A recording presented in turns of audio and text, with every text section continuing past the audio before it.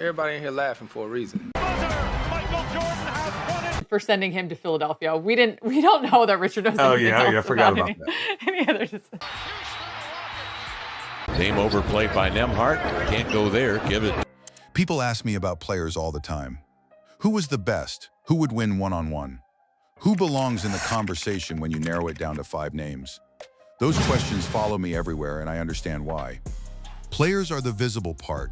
Players are what you see on the poster and the jersey and the highlight reel that gets replayed every anniversary of every famous shot. But every so often, somebody asks me something harder. They ask about teams, not individual brilliance, not a scoring title or a single MVP trophy on a shelf. Teams, the kind of units that made you understand, the second you walked into an arena, that the night already belonged to them. That is a different question, and it deserves a different answer. I played 20 seasons in this league. I was on the floor for 5 championships. I watched the game change around me, watched big men become more mobile, watched the perimeter open up, watched rules shift and bodies get longer, and coaching evolve from gut instinct into something closer to a science with its own vocabulary. After my playing days ended, I kept watching. I am still watching now at 79, which perhaps says everything about what this game still does to me when it is played at the level I'm talking about. Across all of it, only a handful of teams ever burrowed into my memory in a way I cannot fully explain. Not because of a single play or a single finals run, because of what they were as a unit. Night after night, possession by possession, the sustained proof that greatness in a group is rarer and stranger and more difficult to manufacture than greatness in a single person. 5 teams did that to me. 5 teams that made basketball look like the best version of itself. And I want to tell you about all 5 of them because you deserve to understand not just the win totals, but what it actually felt like to exist inside that era alongside them, either across from them on a hardwood floor or watching from the outside with a very clear memory of what elite basketball actually demands from the people involved. We start with number 5, not because it is the smallest of these teams, because watching them required me to acknowledge something humbling. The game I had mastered had grown into something I had never predicted, and this team was the fullest expression of that growth. The 2016-17 Golden State Warriors won 67 games in the regular season. Then they went 16-1 in the playoffs, the best postseason winning percentage the league had ever recorded. They closed out Cleveland in 5 games in the finals, and if you were not watching closely enough, you might have thought it looked easy. But nothing about what Golden State did that year was easy. It was the product of a specific, revolutionary understanding of how basketball could be played when you stopped respecting the old limits as if they were laws rather than habits.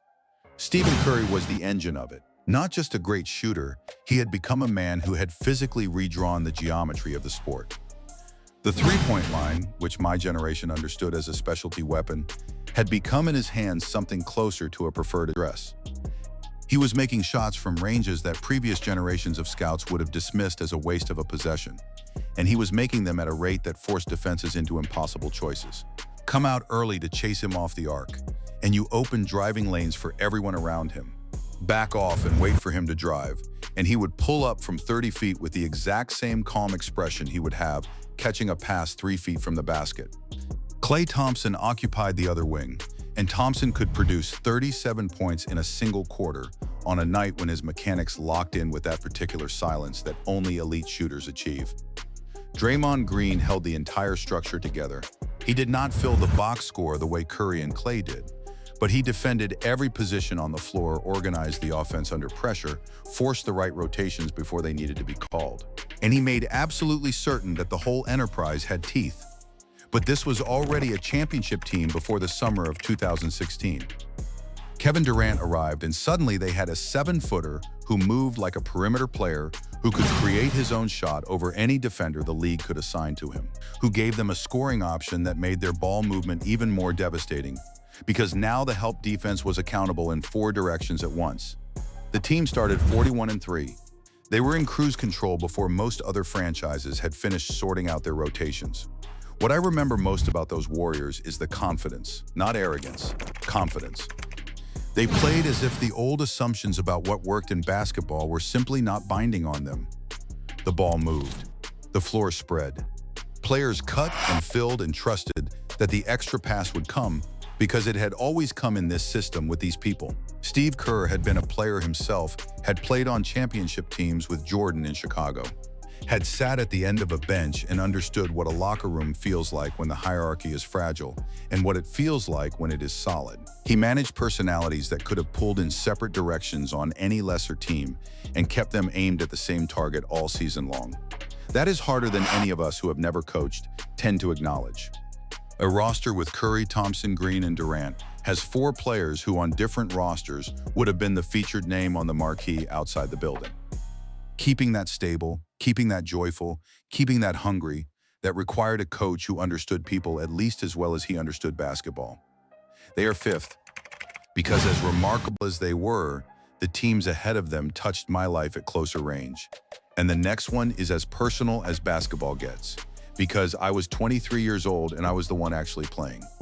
The 1970-71 Milwaukee Bucks, my first championship, the one that shaped every expectation I carried into every season that followed. Milwaukee had only been in the league 3 years when we won that title. 3 years. People forget that when they think of expansion franchises and what they are supposed to be capable of, this was not a dynasty that had been carefully assembled over a decade of drafts and trades and organizational patience. This was a franchise that took an enormous swing by drafting me first overall in 1969 and then had the extraordinary good sense, a year later, to acquire Oscar Robertson. Oscar was 32 by then. People throughout the league assumed his best years were behind him. What those people forgot was that Oscar's diminished years were still better than almost anyone else's peak, and that his understanding of the game had only deepened and clarified with experience. He did not need his athleticism to be what it had been. He needed his mind, and his mind had never been sharper. I was young. I averaged 31 and 7/10 points a game that season and 16 rebounds, and I won the league MVP. Those numbers belong to a young man who was still learning how to apply his capabilities correctly, still learning that dominance and consistency are not the same thing, still learning that a team in a playoff environment requires something different from any individual than a regular season does. The reason those numbers mean what they mean, the reason they came in a championship year rather than in a brilliant season that ended early, is Oscar Robertson. Oscar saw 3 possessions ahead of wherever the ball actually was. He made the correct play look like the only possible play, which is the most difficult trick in team basketball. Because most players, when they make the correct play, feel compelled to let you know it cost them something. Oscar made it look effortless, which meant the other team never quite understood when they had been outwitted until they were already trying to recover. Bob Dandridge could score and defend and never spent a moment auditing whether people were giving him credit for either. Larry Costello coached with precision and expectation. The whole roster was built around professional clarity rather than individual ego, which is the kind of sentence that sounds easy to construct and is nearly impossible to construct in reality when you're talking about professional basketball players. We went 66 and 16 in the regular season. In the playoffs, we were 12 and 2. We beat Golden State in the first round, handled the Lakers, and then swept the Baltimore Bullets in the finals. 4 games. Finished on April 30th, 1971, 118 to 106. I was named Finals MVP. Standing inside that locker room at 23, I understood for the first time what a team that is truly prepared feels like from the inside. It does not feel flashy. That was the first lesson. It feels professional. It feels like precision rather than explosion. It feels like every man in the building understands his role and accepts it not because he has been assigned it, but because he can see how the pieces fit together and he trusts that the fit is real. That Milwaukee team was not a loud team. We did not play to the gallery. We played to end possessions correctly and force the next game to start from a worse position for whoever was chasing us. Oscar embodied that. He had been one of the greatest players alive for over a decade without ever winning a championship. And when the championship came, his reaction was not celebratory noise. It was a man who had always known he was capable of this, finally holding the evidence. That is number 4. But the team above it in this list became the standard against which I measured every serious basketball environment I was part of for the rest of my career, including the ones I inhabited in Los Angeles. The 1985 to 86 Boston Celtics. If you played in this league during the 1980s, Boston is not an abstract concept to you. It is a specific presence, a specific building, A specific parquet floor that felt as though it had its own opinions about who was allowed to win there. And the Celtics team that went 67-15 that year was one of the most complete basketball units I ever watched from the outside. Larry Bird sat at the center of all of it. Bird was the strangest kind of great player because he looked unhurried right up until the moment the game required urgency. And then he found it without breaking his rhythm or changing his expression. He trash-talked while setting screens. He read defenses and made passes that should not have existed before the defense had finished deciding what it was doing.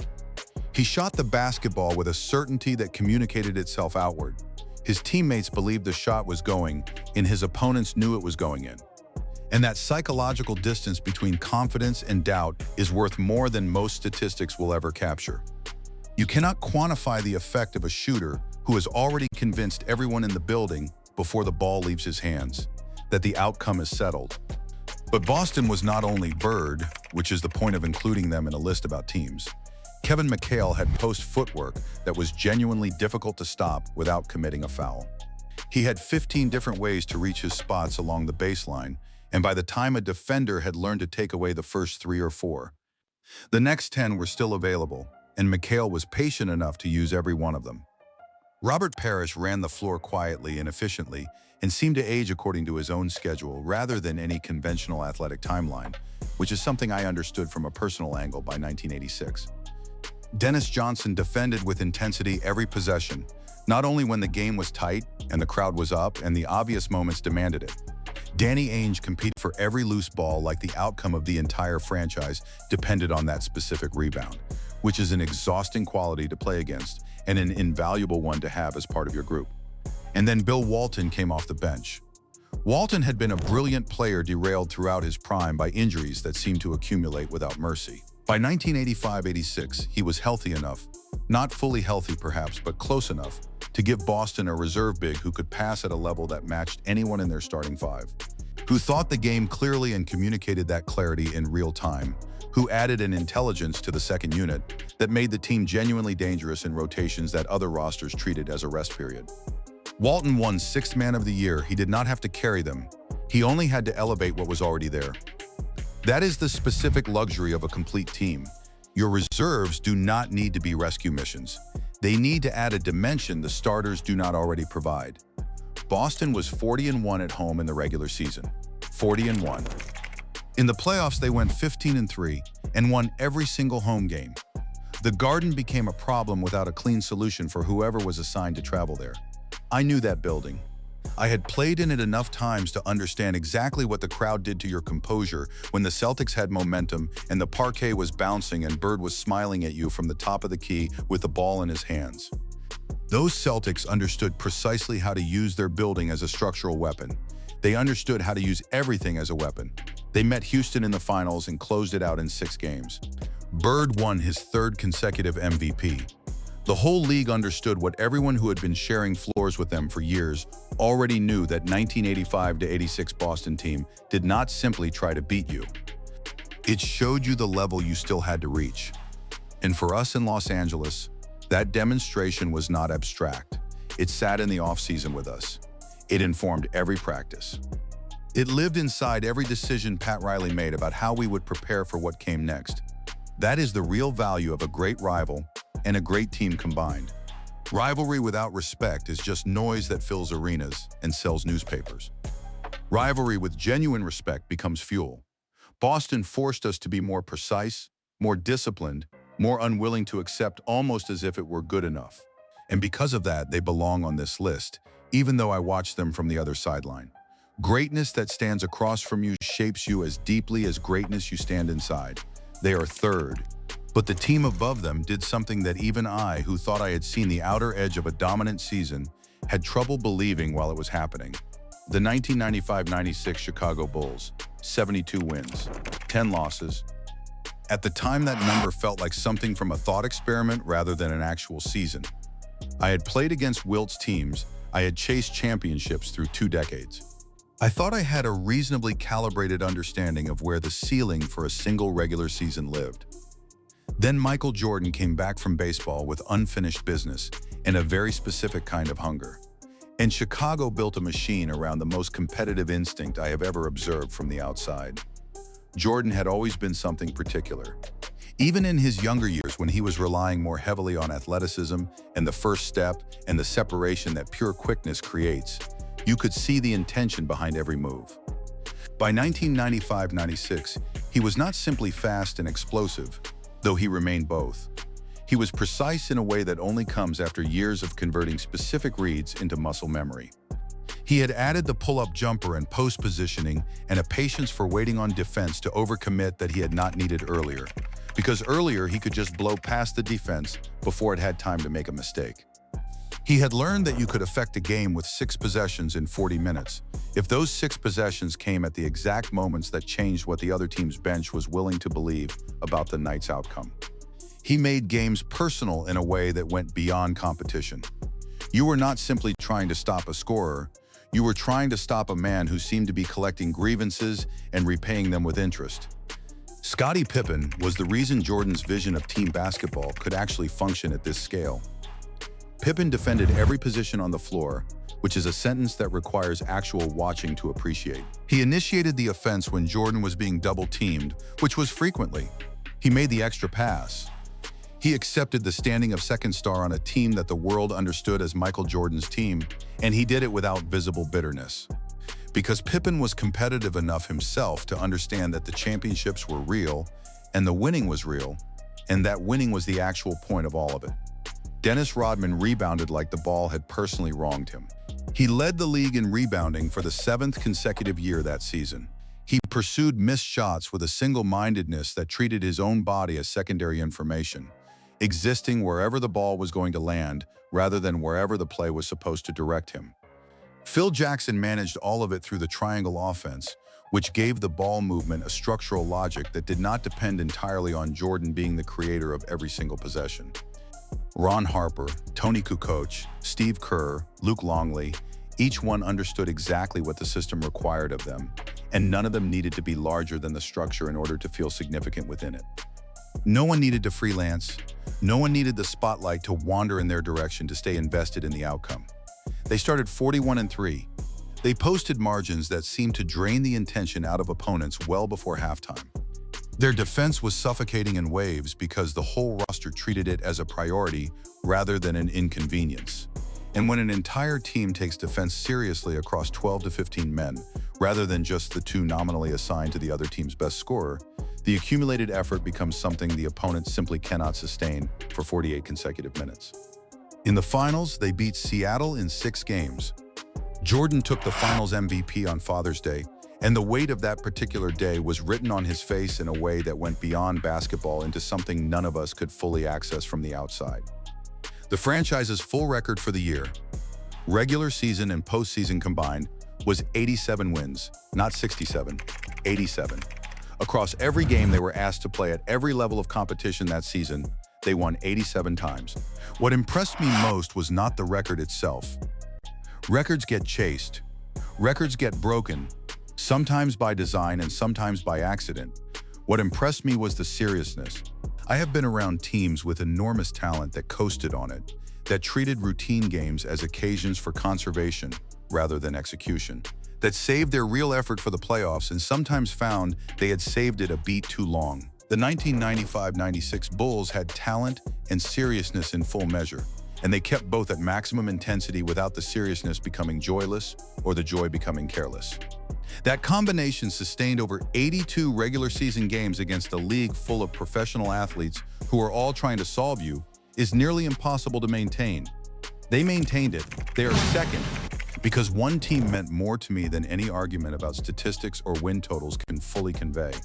Not necessarily because it was better in every measurable respect, because I was inside it, because I knew what it had survived, because I knew the men and what they demanded from each other when nobody was writing it down. The 1986-87 Los Angeles Lakers Showtime. That word means different things depending on where you were standing when it was happening. From the outside, Showtime was Magic Johnson and the fast break and celebrities in courtside seats, and the forum rising before the opening tip had even come down from its arc. It looked effortless. It was not. What looked like effortlessness from the stands was actually a very high level of execution that had been practiced and enforced and repeated until it felt like a second language, one that every member of the roster spoke fluently. including the ones who had joined us mid-career and needed time to learn the rhythm. We won 65 games that year. Magic Johnson won the league MVP, averaging nearly 24 points a game while leading the entire league in assists. Let that stay with you for a moment. The leading scorer on a team was also the player distributing the ball most efficiently, which tells you something about how naturally Magic integrated those two responsibilities. How little tension existed in him between wanting points and wanting wins. Michael Cooper won Defensive Player of the Year. James Worthy attacked the transition break with a long, urgent stride that turned fast break opportunities into finished possessions before the defense could retreat and organize. Byron Scott knocked down jump shots with the consistency of a man who had long since stopped deliberating over the decision to shoot. AC.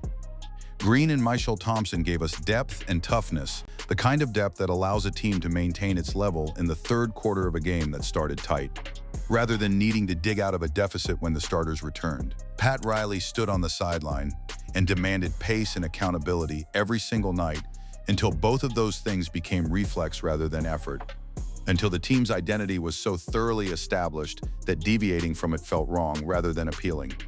And I was 39 years old when that season began. 39, the skyhook was still there. My conditioning was still there. I had worked harder on that than almost anyone around me, and I had done it quietly, because my preference had always been to let the work speak rather than describing the work while it was in process. But I was not the Kareem of Milwaukee in 1971. The explosiveness of that version of me had been replaced by something more considered, more economical, more aware of how to accomplish the required outcome using the minimum necessary force. By 1987, my role within the team was defined by what the team needed from a 39-year-old center rather than by what a 39-year-old center might prefer to be asked to do. The team needed me to anchor the half-court defense to make correct post decisions in the half-court offense, to be precisely where I needed to be when the pace slowed and the game required size and patience rather than speed and improvisation. I accepted that. More than accepted it, I understood it, which is different and harder. A team at its best is not a collection of individuals performing at their individual ceiling. It is a collection of individuals performing at the ceiling the team actually needs from each of them, which is sometimes lower and sometimes higher than what any individual would choose for themselves. Magic needed me to be exactly what I was, and I needed Magic to be exactly what he was. His point guard play in 1986-87 was the most complete single season of basketball I ever shared a floor alongside. He did not simply run the fast break. He saw the entire floor before the ball had crossed half court, before the defense had finished setting, before the open man had realized he was open. He threaded passes through windows that existed for perhaps a half second before the defense closed them. He maintained a pace that made physical conditioning an opponent problem rather than a Lakers problem. And he elevated everyone around him without diminishing anyone in the process, which is his rarest quality and the hardest one to teach. Magic made you feel essential to the operation rather than auxiliary to his showcase. That is extraordinarily difficult to do while also averaging nearly 24 points and leading the league in assists. We had unfinished business in 1987. Boston had taken a championship from us in 1984. We had won in 1985. They had eliminated us the following year before we even reached the finals, which stung in a precise way that anyone who has experienced a rivalry operating at that level will recognize. The rivalry did not only live in box scores. It lived in the offseason. It lived in what Pat Riley said to us and in what he did not say, the silences that carried as much information as the speeches. It lived in the way experienced men who had already been champions trained during the summer, because they had felt what losing to Boston felt like and had made a collective and largely unspoken decision that they were not going to feel it again. We went 15-3 in the playoffs. We moved efficiently through the Western Conference and arrived in the finals for the meeting that the rivalry had been building towards since Bird and Magic had first squared off in a championship context. Boston again. The series went 6 games, each one of the competitive ones, shaped by the specific mutual knowledge that comes from having played each other across multiple finals, multiple regular seasons, multiple elimination environments where the stakes were real and the knowledge of the other team's habits was encyclopedic. Game 4 is the one I carry without trying to. We were in Boston. The Garden was doing everything it always did to opponents. which means it was doing its absolute best to make our night impossible through noise and proximity and the accumulated weight of every game that building had hosted and every banner hanging from its rafters. The score was tight. The clock was short. Magic caught the ball on the left side, drove hard toward the basket, and went up between Kevin McHale and Robert Parrish, two of the most intelligent defenders in the league. Two men who had been in similar situations enough times to know precisely what was coming and what was theoretically available to stop it. Magic released a running hook shot, a junior skyhook, people called it, which I appreciated more than I said at the time, and the ball dropped through the net. We led by 1. Larry Bird caught the inbound with time for 1 attempt. His shot rimmed out. We won in their building, with their crowd on their floor that had opinions about everything. That basket was not simply a made shot. It was an announcement. It said that this version of the Lakers was not going to yield the night to the building, or to the history of the rivalry, or to any of the psychological weight that Boston had accumulated over those finals. Magic Johnson was Finals MVP. We won the championship in 6. And that following summer, Pat Riley stood before us publicly and said directly that we would go back to back, that we had a responsibility to defend what we had built. That repeating was not simply a goal, but an obligation to the standard we had already established. He said it out loud, which is the kind of declaration that removes all ambiguity about what the next year is supposed to be. We did go back to back. What came the following year confirmed what the 1986-87 team had begun. But the year that lives at the top of this list, the year that stands as the #1 team I ever witnessed with my own memory, rather than through film or reputation, is 1986-87. Because of what it required from each of us, and because of what was genuinely at stake, and because the history of that rivalry lived inside every single game we played, insisting on being addressed rather than set aside. So those are my 5. Golden State in 2016-17 showed me that this game will keep evolving past whatever generation believes it has found the ceiling and that evolution. When it is executed with real skill and real coaching and the right kind of collective joy is one of the most beautiful things basketball can produce. Milwaukee in 1970-71 showed me what a first championship feels like when it is earned from the inside by a team that refused to behave as though it was too young or too new or too recently constructed to deserve one. Boston in 1985-86 showed me what a rival looks like at its most formidable, and in doing so forced improvements in my own game and my own team that a comfortable winning streak never could have prompted. Chicago in 1995-96 showed me what happens when one man's competitive will becomes so thorough and so communicated to everyone around him that excellence begins to read as normal, as the baseline, rather than the peak. And the 1986-87 Los Angeles Lakers showed me something I had begun to understand in Milwaukee, but needed one more proof of at a higher level of difficulty. That greatness in a team is never simply talent, it is trust. It is the collective decision to accept what the team needs from each individual rather than what each individual needs from the team. It is pace and precision and the refusal to accept almost as though it were enough. It is finishing your unfinished business on someone else's floor with a shot that does not ask the building for permission. I do not offer these 5 as the final word on a question that does not have one. You may have 5 completely different teams, and your 5 may be just as correct for your era and your experience and what you value in the game. Basketball has produced more sustained greatness than any one person can fully account for, regardless of how many years they spent inside it. What I can account for is what I saw and what I felt and what stayed with me across decades of watching the game at its highest level. Those 5 teams made basketball feel like the best version of itself. On their best nights, they were not only trying to win, they were demonstrating what winning looked like when it was done with full commitment by every man in the rotation, when every player understood why he was there, what he owed the others, and what the moment deserved from him that stays with you. Across all the seasons and all the games and all the miles between then and now, that does not leave.